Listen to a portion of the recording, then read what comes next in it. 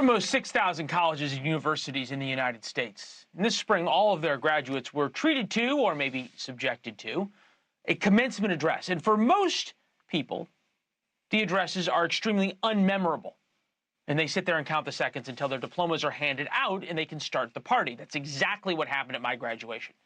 But there's a rare occasion when the speaker proves to be memorable, funny, even inspiring. Tennis star Roger Federer commencement address at Dartmouth was one of those. Here's a few lessons from on and off the court. Effortless is a myth. Belief in yourself has to be earned. It's not about having a gift. It's about having grit. Discipline is also a talent. Trusting yourself is a talent. Embracing the process, loving the process is a talent. You can work harder than you thought possible and still lose. Life is bigger than the court.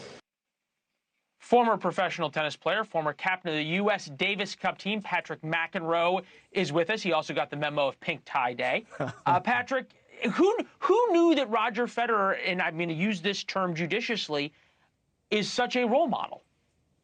Well, I've watched him play tennis for many years, Leland, and he played with a lot of grace, but he's a gracious person. And, I think it was a great coach, John Wooden, the UCLA college basketball coach, that said, move quickly, but never rush. And that's the way Roger Federer played tennis on the court. We as tennis players, professional tennis players, even guys like me, thought, God, it would be amazing to just be able to hit one shot like this guy, Roger Federer. But as Federer, the person, I think is what impressed people so much, Leland, because he is gracious.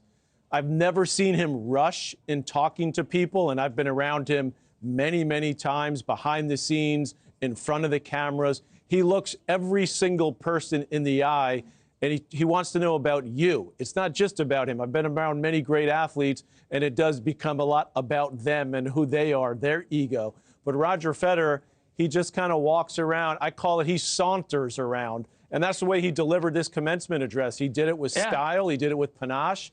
And even as he said, it seems effortless, but he prepared quite well, as he did, to be an all-time tennis great. There's a lot to be said about that, and he made the speech seem effortless. He talked about graduating tennis, which I thought was interesting. Take a listen. So I never went to college, but I did graduate recently. I graduated tennis. Graduates, I feel your pain. I know what it's like when people keep asking what your plan is for the rest of your life.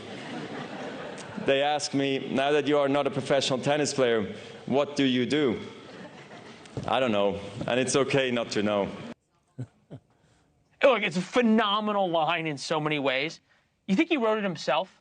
You know him. I think he probably had a little bit of help, Leland, but he delivered it extremely well. And, So this was him. The humility is real. The humility is 100% real. And this is a guy who used to do press conferences after his matches in 4 or 5 languages. So he's very, very comfortable in front of people. He's very comfortable, obviously, in front of the mic. And, when I first started in television, Leland, I was a sideline reporter from ESPN, and he had just won a big tournament. I went to interview him. The match went so quickly. And I said, Roger, is it okay if I ask you a few more questions? Because we got to fill time. You know about that, Leland. And he said, oh, no problem. And he looked at me and he said, oh, by the way, I ball boyed for you once. Just like that. He just won this huge title. I said, excuse me? He said, yeah, in Basel. He's from Basel, Switzerland. And one year, by some miracle, I made the championship match there. And he was a 13-year-old kid that was a ball boy. But that's just the way he is. He talks about, as I said earlier, to you as a person individually. Else, yeah. He doesn't make it about himself. That's why he's arguably he's obviously one of the greatest players ever to play the game, but he's by far the most loved player to ever play the game because of his personality and, of course, his greatness on the court. Patrick, we put the link to the whole speech in War Notes. That's our newsletter every day, warnotes.com. Somehow this segment has made us like Roger Federer even more, which I think is really cool, that you were able to do that and bring him to life. Thanks for watching. Go to joinnn.com to find NewsNation on your television provider. And don't forget to click the red subscribe button below to get more of NewsNation's fact-driven, unbiased coverage.